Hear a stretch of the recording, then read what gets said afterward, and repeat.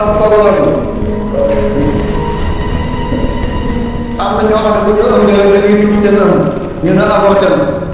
na léegi alquran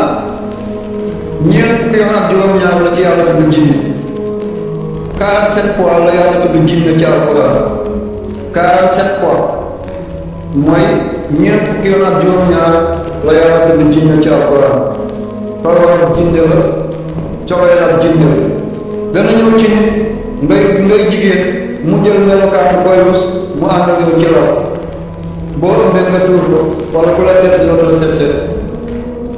ngay góor mu jël melokaan booy gën a rus ci jigéen ñi ñoo ànd ak yow ci law sa wërsëg di fasu doo am dara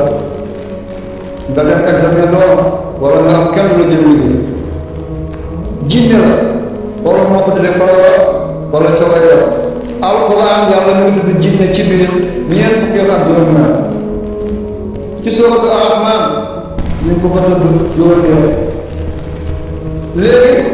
fi mu ko mu gën ci alquran mooy sooratu Naas minal jinnati wan naas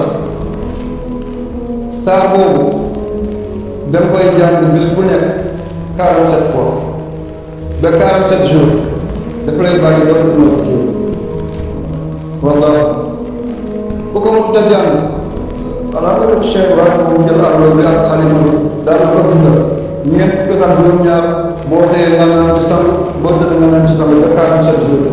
bu dee fam la dana la bàyyi cogoram dana bàyyi bu dee nga avorté te muy rab dana bàyyi